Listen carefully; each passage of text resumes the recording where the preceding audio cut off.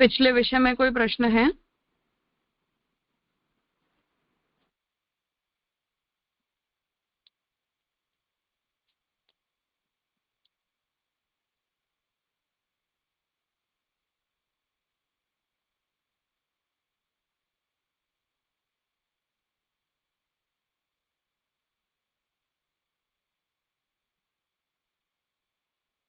ठीक है, करते हैं आगे।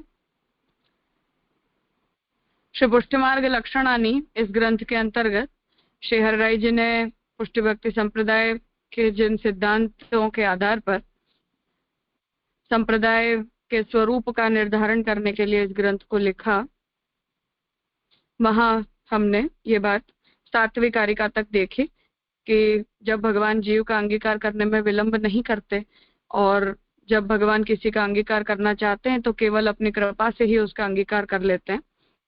उस मार्ग को श्री हरिराय जी ने पुष्टि मार्ग के रूप में व्याख्यायित किया। अब आगे 8वीं कारिका है, यत्र स्वतंत्रता भक्तेः आविर्भाव भावपेक्षणात्, मिसप्रिंट है, वो नौ नहीं है, वो है। तो भक्तेः आविर्भावपेक्षणात् सर्वानुभव रूपत्वं पुष्टि मार्गः स कथ्यते। जिस मार्ग में विप्रयोग अवस्था में सिवा प्रभु प्राकट्य की अपेक्षा स्वरूपानंद का फल देने में भगवत गुणगान आदि भक्ति की ही स्वतंत्रता है, स्वरूपाविर्भाव संबंधी रस की बिल्कुल अपेक्षा ही नहीं। प्रेम से किए जाने वाले श्रवण कीर्तन आदि में ही सर्वलीला के सुख का अनुभव कराने की क्षमता है, वह पुष्टि मार्ग है। मर्यादा कृष्णाधीन है और पुष्टि भक्ति स्वतंत्र है। पुष्टि शब्द से किसी स्थल में भगवद अनुग्रह तो किसी स्थल में अनुग्रह जनित भक्ति कही जाती है, वह पुष्टि मार्ग है। तो यहाँ से हरिराय जी आप इसे परिभाषित कर रहे हैं कि जो भक्ति का यह मार्ग है उसमें विप्रयोग की जो अवस्था है उसमें हमें हमारी अपेक्षा भगवान के प्राकट्य के अतिरिक्त कुछ भी नहीं है। स्वरूप आनंद का जो फल है उसे देने में भगवान के गुणगान रूपी जो भक्ति है वही सर्वोपरि है, अर्थात उसी से हमें भगवान प्राप्त हो जाते हैं। अब क्योंकि ये फिर से पुनः हरिराय जी का स्वतंत्र मत है, सर्वरूप से उसे स्वीकारने की आवश्यकता नहीं, पर हरिराय जी का तात्पर्य विप्रयोग को फल मानने में है, इसलिए आप ये आज्ञा कर रहे हैं यहाँ कि विप्रयोग फल है, इसलिए स्वरूप के आविर्भाव की भक्त को कोई अपेक्षा नहीं रहती है, क्योंकि जब भक्त गुणगान परायण होता है तो उससे भगवान का गुणगान करने में ही प्रभु की सभी लीलाओं का अनुभव हो जाता है। इसलिए मर्यादा जो है वो कृष्ण के अधीन होती है और कृष्ण जब अधीन होते हैं तो वो पुष्टि कहलाती है। इसलिए ऐसी जो अनुग्रह जनित भक्ति है वही ऐसी क्षमता जिस मार्ग में है वो पुष्टि मार्ग कहा जाता है। तो विप्रयोग फल है, इसलिए गुणगान में ही स्वरूपानुभव है, स्वतंत्र अन्य किसी फल की अपेक्षा नहीं, ऐसा मूलतः आपका तात्पर्य है। भक्ति 2 प्रकार की है, संयोगजन्य और वियोगजन्य। संयोगजन्य भक्ति में प्रकट प्रभु सामने चाहिए, अतः उस भक्ति में पराधीनता है, वह भक्ति बंधन रूप है। भगवान भी बंधे रहें और भक्त भी बंधे रहें। जब विरह जन्य भक्ति में प्रकट प्रभु सामने ही चाहिए, ऐसा कुछ नहीं है, इस प्रकार वह भक्ति स्वतंत्र है। इसमें भक्त भी मुक्त और भगवान भी मुक्त। उपरांत संयोग जन्य भक्ति में तो जो लीला हो रही है उसी का अनुभव होता है, जब विरह जन्य भक्ति में सभी लीलाओं का अनुभव होता है। ऐसी विरह भक्ति जिसमें है वह पुष्टि मार्ग है। तो यहाँ उसका विवेचन किया गया है कि जो संयोग में जो भक्ति होती है उसमें हमें भगवान के होने की अपेक्षा होती है कि भगवान हो, भगवान है, उस तरह से। और जो विप्रयोग जन्य भक्ति है उसमें भगवान चाहे प्रकट हो चाहे प्रकट ना हो, उससे कोई फर्क नहीं पड़ता। इसलिए उसमें भक्त की और भगवान दोनों की स्वतंत्रता रहती है, और जो विप्रयोग जन्य भक्ति होती है उसमें स्वतंत्रता रहती है।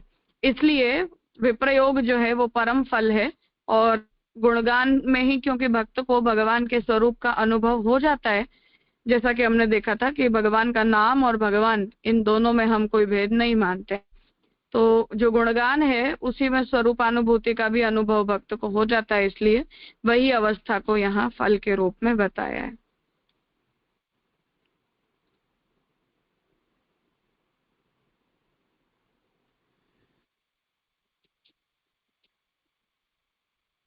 पूछना है कुछ?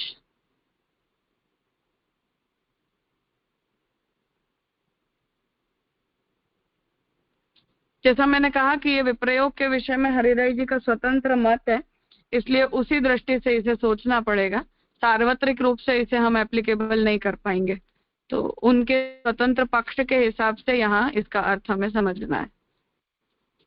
हाँ जय श्रीवन।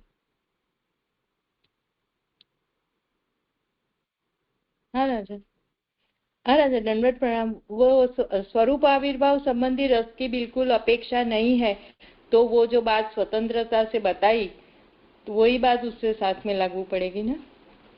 हाँ बिल्कुल।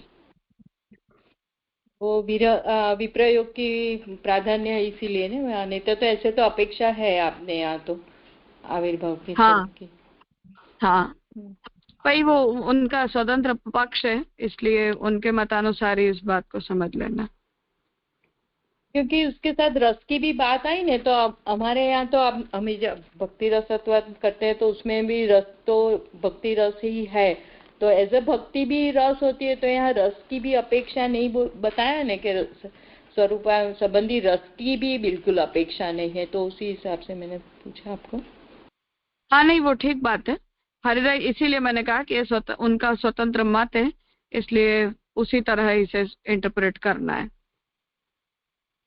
हाँ राजा, तो वो गुणानुवाद में भी रस नहीं आएगा तो ऐसे? नहीं, रस आएगा, पर स्वरूप से ही रस आएगा ऐसा कोई सिद्धांत मान्य नहीं है। हाँ राजा, धन्यवाद।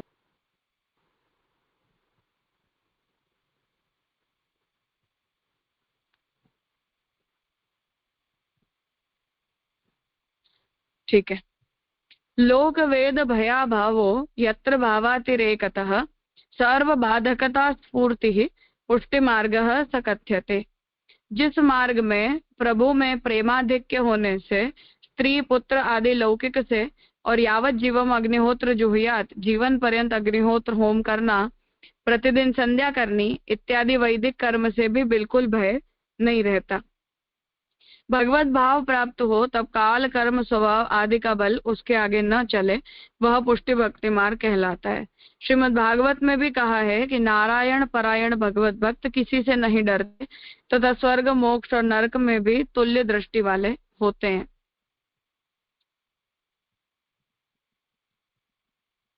अब यहाँ ये बात कह रहे हैं कि भक्त को न तो लोक और वेद की परवाह होती है और न ही लोक और वेद से होने वाले दोषों से उसे किसी प्रकार का भय लगता है।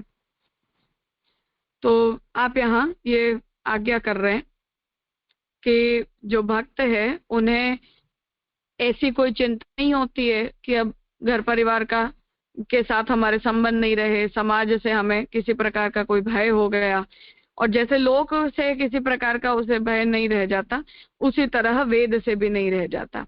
अर्थात वैदिक कर्म जब तक अभिमान हो हमें, तब तक तो हमें उनमें पारायण होना ही चाहिए, परंतु मानो उस व्यक्ति से वो धर्म नहीं निभ पा रहे, तो उस स्थिति में जो वह भक्त होता है उसे उन धर्मों की कोई परवाह नहीं रह जाती है, जो बात हम बाघाजी राजपूत वगैरह के उदाहरण में देख सकते हैं।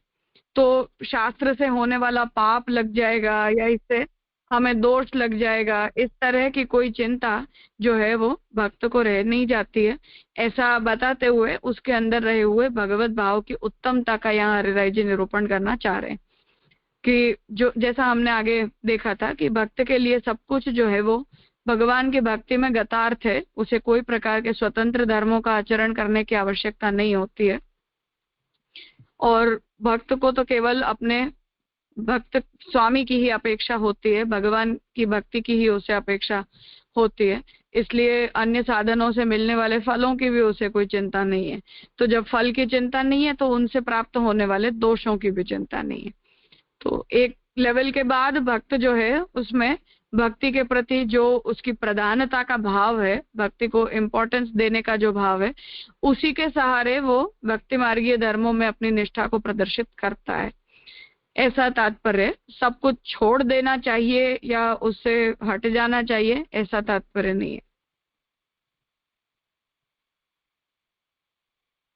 हाँ राजा, तो यहाँ काल कर्म स्वभाव, तो स्वभाव से जीव का स्वभाव लेना के स्वभाव विजय भवे, जो बात यमुनाष्टक में बताई, तो स्वभाव से क्या लेना, आदि का बल है ना। तो काल कर्म तो बराबर है कि काल कर्म हमको नहीं नड़ते पुष्टि मार्गी, पर स्वभाव से जीव का स्वभाव उसको हाँ, जीव का स्वभाव, जीव में जो दोष है वो भी उसको बाधक नहीं करते, ऐसे समझ सकते हैं।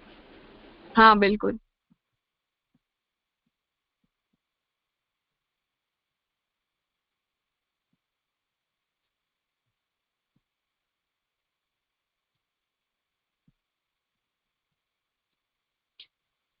संबंध साधनम यत्र फलम संबंध एव हि सोपि कृष्णेच्छया जातः पुष्टि मार्गः स कथ्यते। जिस मार्ग में भगवान के साथ देह तथा भाव से उत्पन्न संबंध हरि में सर्वेंद्रिय संबंधात्मक फल में साधन है और वह संबंध भी प्रभु इच्छा से ही होता है, वह पुष्टि मार्ग कहलाता है। तो यहाँ कह रहे हैं कि भगवान के साथ हमारा जो संबंध है वो भगवान की इच्छा से होता है। तो भगवान के साथ हमारा देह जुड़े और हमारी भावनाएं भगवान के साथ जुड़े, ये सब कुछ जो है वो रूप माना जाता है, अर्थात हमारे शरीर का भगवत सेवा में विनियोग होना फल है, हमारे मन का, चित्त का, इंद्रियों का भगवत संबंध होना फल है, और वही फल को हम साधन भी कहते हैं। ये जो संबंध है अर्थात हमारे देह से अपनी सेवा अंगीकार करवाने की, तो भगवान की जब इच्छा होती है तभी जीव के अंदर ऐसी क्षमता आती है और वो भगवत सेवा में इन्वॉल्व हो पाता है। तो वो भगवान की इच्छा के अधीन है और इसी मार्ग को हम पुष्टि मार्ग कहते हैं। श्रीमद् भागवत में कहा है कि नेत्रेंद्रिय वालों का नेत्र का फल वही है जहां भगवत दर्शन किया जाता है। जो बात श्री हर्राई जी स्वयं भी आज्ञा करते हैं कि हमारी जो इंद्रियां हैं उनका यदि भगवत सेवा में विनियोग नहीं होता, उन इंद्रियों का होना निष्फल है, क्योंकि पुष्टि मार्गीय जो जीव है उसका प्राकट्य भगवान की रूप सेवा के लिए ही होता है। जिस मार्ग में प्रभु के साथ किसी भी कारण से संबंध हो गया, इतने मात्र से प्रभु जीव को स्वरूपानंद का सुख देते हैं। बिना जीव की एक भी कृति देखे प्रभु इस प्रकार का सुख देते हैं और जीव स्वयं को भगवान के साथ संबंध हुआ इतने मात्र से कृतार्थ मानता है। इससे अधिक फल की अपेक्षा उसे नहीं रहती। वह संबंध भी भगवत इच्छा से सहज ही हुआ हो, न कि अपने साधन से, वह पुष्टि मार्ग है। तो हमें अपने साधनों से भगवान नहीं मिलते हैं, परंतु भगवान स्वयं अपनी इच्छा से ही फल के रूप में प्राप्त होते हैं। तो ऐसा जो फल रूप संबंध, फल रूपता उसकी इसीलिए है क्योंकि भगवत इच्छा से हमें भगवान के साथ हमारा संबंध स्थापित हो पाता है।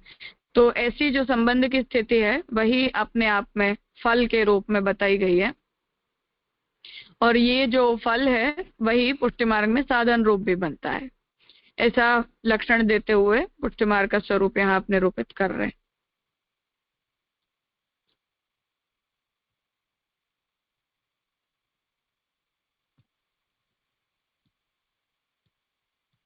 हाँ मास्टर जी कहिए। जय दंडवत प्रणाम। जैसे अभी आपने जो 10वीं कारिकाओं जो बताया, अभी जो 10वीं चल रही है, इसमें जो बताया है कि आप भगवान के साथ देह तथा भाव से उत्पन्न संबंध हरि में सर्व इंद्रिय संबंधात्मक फल में साधन है और वह संबंध भी प्रभु इच्छा से ही होता है। इसमें आपने बताया मन कोई भगवान जो है, भगवान की इच्छा से मन भगवान में लगता है। अब इसमें मन के बारे में मतलब बहुत ना के बराबर लिखा, ज्यादा तो नहीं लिखा है, कहीं कहीं शास्त्रों में ऐसा लिखा है तो मन को भगवान ने स्वतंत्र छोड़ दिया है, यानी जीव के लिए स्वतंत्र कर दिया है कि जीव चाहे जिधर मन को ले जा सकता है, और मन के अंदर सारी इंद्रियां मन बुद्धि चित्त अहंकार माने मन सबका राजा है, सभी इंद्रियों का, अन्य इंद्रियों का, पूरे शरीर का। और फिर मन को भगवत इच्छा पर छोड़ देना। कहीं शास्त्र लिखता है कि मन जो है जीवात्मा के लिए स्वतंत्र छोड़ दिया है। ये जरा इसमें भ्रांति आती है एक बात, तो इसको पूरी करें। और दूसरा इसके बाद में जो है वो उपाध्याय जी के कुछ प्रश्न है वो पूछना चाहते थे कल, तो कल वो जो है अपना सत्सु गए नहीं, तो उनके कुछ प्रश्न है, तो राम प्रकाश जी उनसे भी जो आप उनका अनम्यूट करके कुछ प्रश्न जैसे पहले इसका उत्तर मुझे समझा है। यानी मन को स्वतंत्र छोड़ा गया है या मन को जो है ये भी भगवान के ऊपर छोड़ा गया है, ये क्लियर करें। नहीं, मन का स्वतंत्र नहीं है, पर मन जो है वो भगवान के साथ जुड़ता है भगवान की इच्छा होने पर। अर्थात जैसे जिसे हम साधन वर्ण कहते हैं, तो भगवान जब चाहते हैं तभी हमारी इंद्रियों का भगवत विनियोग हो सकता है।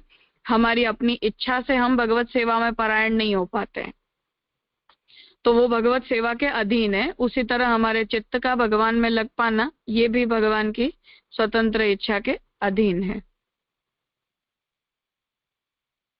नहीं, ये मन को मैंने पढ़ा है कहीं पर कि मन जो है जीवात्मा को स्वतंत्र दिया है, यानी वो चाय लगा ले, वो चाय जिधर ले आ सके उसे। नहीं तो फिर आदमी हर जगह जो हो जाएगा कि भाई भगवान मन लगाएंगे तब लगेगा, मैं तो मेरा मन तो नहीं लग रहा, कैसे उसके नहीं, उत्तर में उस दिया अर्थ में तो उस तात्पर्य में तो यही मन केवल वो मन के लिए बात नहीं है, वो तो सभी देह संघात के लिए ही वो पूरी बात है कि सब कुछ जो है वो भगवान ने हमें साधन के रूप में, इंस्ट्रूमेंट्स के रूप में दे दिया है। उसका हम सदुपयोग करें या उसका हम दुरुपयोग करें, ये तो हमारी ही स्वतंत्र इच्छा के अधीन है और हमारे साधनों के अधीन है। तो वो तो उस तरह से होगा जैसा कि ठाकुर जी ने अर्थात जीव ने जैसा प्रयत्न किया उसी तरह से वो हो पाएगा। जी है, आप क्लियर तो सभी के लिए वो एक ही बात। ये उपाध्याय जी का जरा अनम्यूट कर दो, राम प्रकाश जी का। हाँ हाँ, कर देती हूँ।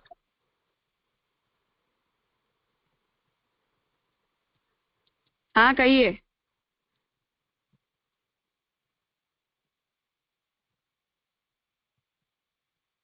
हाँ, बोलिए उपाध्याय जी।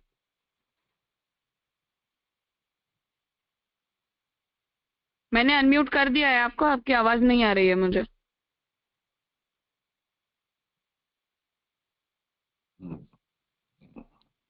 चलो, नहीं हो पा रहा हूँ, उनसे कल देखेंगे पर। अच्छा, ठीक है।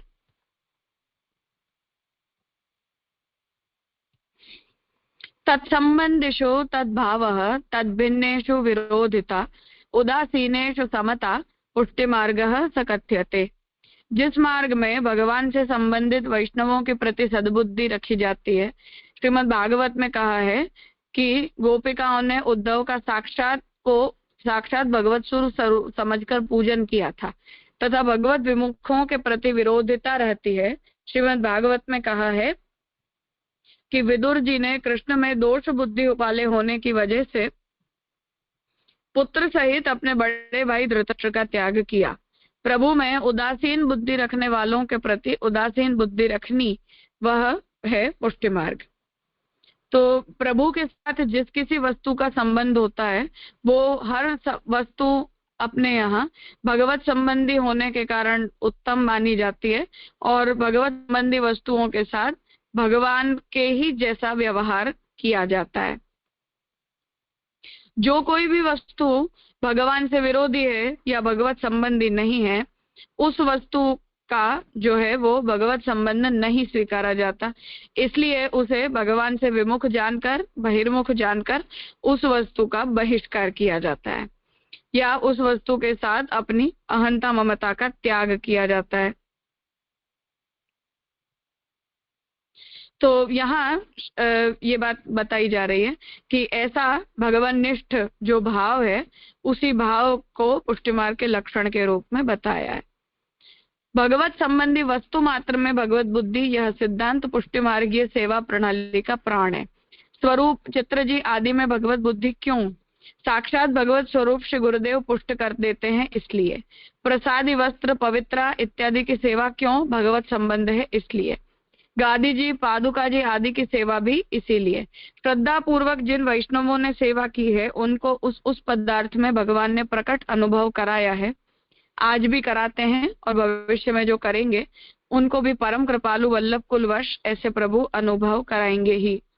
तो जो जो की वस्तु के साथ भगवान का संबंध होता है उन वस्तुओं में, जैसे सिद्धांत रहस्य में महाप्रभु जी आज्ञा करते हैं गंगा जी के उदाहरण से, कि गंगा जी का संबंध होने पर प्रत्येक जल में हम गंगा जी की बुद्धि करते हैं। उसी तरह जो जो वस्तु का भगवत संबंध होता है वो प्रत्येक वस्तु, चाहे ठाकुर जी के वस्त्र हो, चाहे ठाकुर जी के उपयोग में आए हुए पात्र हो, या प्रभु संबंधी व्यक्ति अर्थात वैष्णवादि हो, उन सभी में समान रूप से भगवत भाव रखना चाहिए।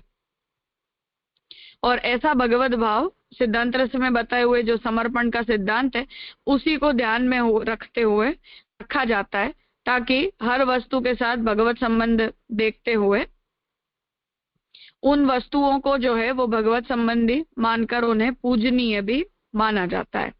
तो जो हम देखते हैं कि महाप्रभु जी ने किसी में सेवा, स्वरूप सेवा करने की योग्यता नहीं थी, तो ठाकुर महाप्रभु जी ने उन्हें जो है वो ठाकुर जी के वस्त्र पधराए, किसी को हस्ताक्षर पधराए, किसी को केवल ठाकुर जी का नाम लिख के या ब्रह्मसंबंध मंत्र लिख के सेवा करने की आज्ञा दी। तो ये सब व्यवहार इसीलिए किए जाते हैं ताकि जिन जिन वस्तुओं के साथ भगवत संबंध हुआ है उन सभी वस्तुओं में भगवत तुल्यता का विचार किया जाए।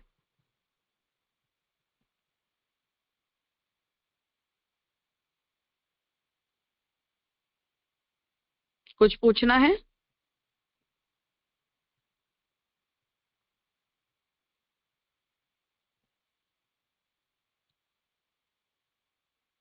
हाँ प्रणव भाई। प्रणाम राजा। यहाँ पे ये विवेचन में विदुर जी का प्रसंग कौन सा कह रहे हैं, कौन से तात्पर्य से, वो समझ नहीं आया। भगवान से बहिर्मुख होने के कारण जब वो युद्ध का प्रसंग आया तो विदुर जी ने अपने राज्य मंत्री के पद का त्याग करके और वो जो है वो वन गमन के लिए चले गए थे। फिर जब ठाकुर जी ने धर्म राज्य स्थापित कर दिया तब फिर वो वापस लौटे। अच्छा, युद्ध के समय के प्रसंग। हाँ, मतलब ठाकुर जी का शांति दूत बन के ठाकुर जी पधारे, तब सब लोगों ने ठाकुर जी को अपमानित किया। तब विदुर जी ने ठाकुर जी जब पधार गए द्वारका, तब विदुर जी ने राज्य मंत्री पद का त्याग कर दिया। और इसीलिए फिर धृतराष्ट्र से ये कहा कि अब क्योंकि मैं आपका मंत्री नहीं हूँ इसलिए मैं आपसे बंधा हुआ भी नहीं हूँ। तो उन्होंने हस्तिनापुर भी छोड़ दिया और यात्रा के लिए चले गए थे। फिर जब युद्ध समाप्त हो गया, युधिष्ठिर राजा बन गए, तब वो वापस लौटे और फिर वानप्रस्थी हो गए। जी राजा, स्पष्ट हुआ।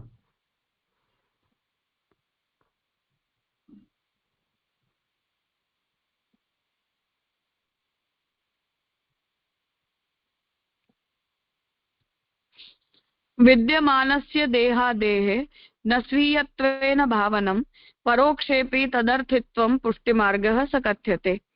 जिस मार्ग में विद्यमान देह, इंद्रिय, प्राण, अंतःकरण आदि की ममता से रक्षा नहीं की जाती, परंतु विप्रयोग अवस्था में भी होने वाले प्रभु संयोग का विचार करके ही देहादि की रक्षा की जाती है, इस संबंध में श्रीमद् भागवत में गोपी जनों ने कहा है कि हे प्रभु, आपके संबंध में जिन्होंने प्राण धारण किए हैं,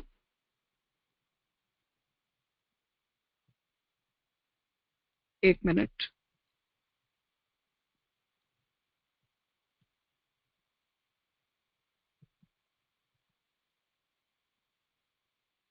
हाँ, आपके संबंध में जिन्होंने प्राण धारण किए हैं ऐसी हम आपको खोजती हैं, यह पुष्टि मार्ग कहलाता है। पुष्टि मार्ग में अपने देह, अपना कुटुंब और अपना लोक व्यवहार ये सब अपने हैं इस भाव से नहीं, परंतु भगवान के हैं इस भाव से इन सब का जतन करने का है। उपरांत जहाँ तक प्रभु साक्षात प्राप्त नहीं हुए वहां तक मन में ऐसे ही भाव जगते रहे कि कब प्रभु मिले और कब यह सब प्रभु को सुखी कराने में साधनभूत बने। तो यहाँ शरय जी आज्ञा कर रहे हैं कि हमारे देहादिक में हमारी जो आसक्ति है वो आसक्ति स्वसंबंध से न होकर भगवत संबंध की भावना से होनी चाहिए। अर्थात हम अपने यदि देह की रक्षा करते हैं तो वो देह रक्षा भी भगवत सेवा में उपयोगी होने के लिए देह की रक्षा की जाती है। यदि वो देह निवृत्त हो जाएगा तो भगवत सेवा कैसे होगी, या वो देह भगवत सेवा के योग्य नहीं रह जाएगा तो हम भगवत सेवा कैसे कर पाएंगे। इस प्रकार का भाव रखते हुए निरंतर जीव को भगवत सेवा परायण होने की भावना से जो है वो अपने देह की रक्षा करते रहना चाहिए। और जब विप्रयोग की स्थिति आती है तो उस समय भगवान प्राप्त नहीं है, ये बात ठीक है, परंतु मानो अब भगवान कभी भी हमें प्राप्त हो जाएंगे तो प्राप्त हो जाने पर हमारा देह ही यदि भगवत सेवा के योग्य नहीं रह जाएगा तो हम सेवा कैसे करेंगे। ऐसा विचार करके और विप्रयोग के समय भी हमें भगवत सेवा की प्राप्ति की भावना रखते हुए देह धारण करना चाहिए, ऐसा श्री हरिराय जी यहाँ आज्ञा कर रहे हैं। तो देह भी हमारे लिए साधन है, हमारी इंद्रियां, मन, बुद्धि आदि भी हमारे लिए साधन रूप है। तो इन सब की रक्षा, जो भी हम रक्षा करते हैं वो रक्षा हमें भगवत संबंध योग्य होने के कारण करनी चाहिए, अपनी अहंता ममता से बंधे हुए होने के कारण नहीं करनी चाहिए। और ऐसा भाव जो मार्ग में समर्पण के अंतर्गत प्रकट होता है वो मार्ग पुष्टि मार्ग कहलाता है। ऐसा मार्ग का लक्षण श्री हरिराय जी यहाँ बता रहे। राजा पूछूं मैं, पूछने में जैसा है कि नहीं पता नहीं, पर मुझे थोड़ा कंफ्यूजन है तो पूछूं मैं। हाँ बताओ बताओ। वो 8वें में ऐसा बोला कि स्वरूप आविर्भाव संबंधी रस की बिल्कुल अपेक्षा नहीं है, और यहाँ बताते हैं कि प्रभु संयोग का विचार करके देहादि की रक्षा का, तो संयोग की अपेक्षा तो है ही ना वहीं भी। नहीं, विप्रयोग ही फल होता है। संयोग अपेक्षा जो है वो तो जीव को होती है परंतु वो फलात्मिका नहीं होती है, ऐसा हरिराय जी का मत है। विप्रयोग ही फल होता है, संयोग फल नहीं होता है। तो फिर देहादि की रक्षा की जाती है संयोग में, वो कैसे बता समझना वहाँ। वो तो भगवान हमें कभी ना कभी अपने लोक में लेकर जाएंगे, तब हमें सेवा करनी होगी, इसलिए उस यथार्थ स्थिति को ध्यान में रखते हुए अपने देह की रक्षा करनी। पर फलानुभूति है वो तो विप्रयोग अवस्था में ही होती है। जो लोग नित्य संयोग का अनुभव करते हैं उन्हें फल का स्वाद नहीं पता, ऐसा तात्पर्य। हाँ राजा, फिर એટલે यानी देहपात के बाद के लिए देह की रक्षा करनी, ऐसा हुआ ना। तो हाँ, मतलब जब भी संयोग हो और तब प्रभु कुछ आज्ञा करे तो हमारे शरीर के अंदर जान होनी चाहिए। विप्रयोग का अनुभव करने के लिए भी हमारे शरीर में शक्ति होनी चाहिए, ऐसा। हाँ राजा, क्लियर। धन्यवाद, प्रणाम।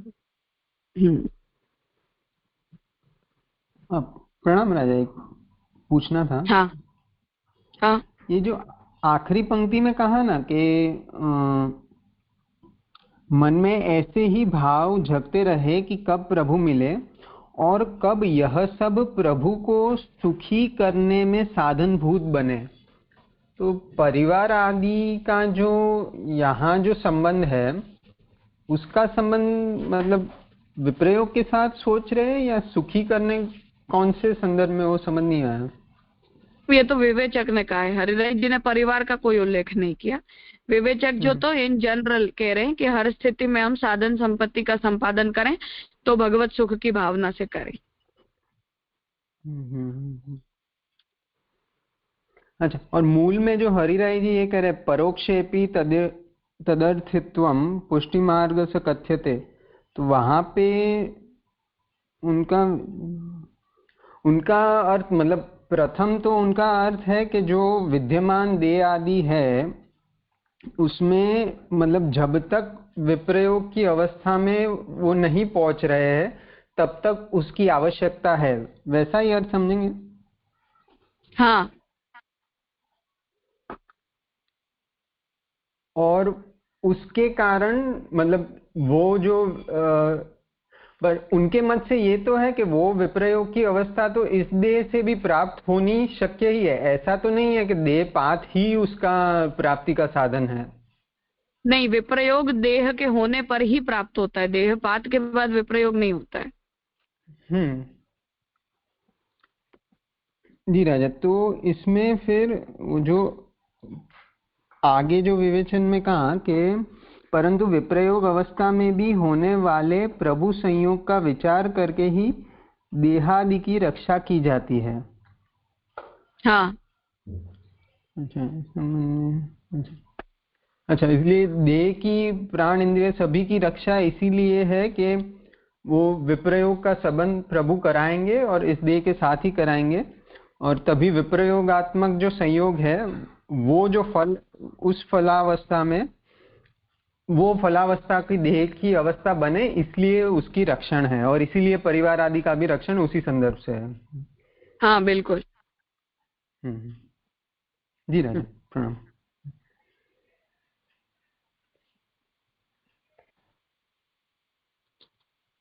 ठीक है, तो आज यहाँ रखते हैं, आगे का विषय कल करेंगे।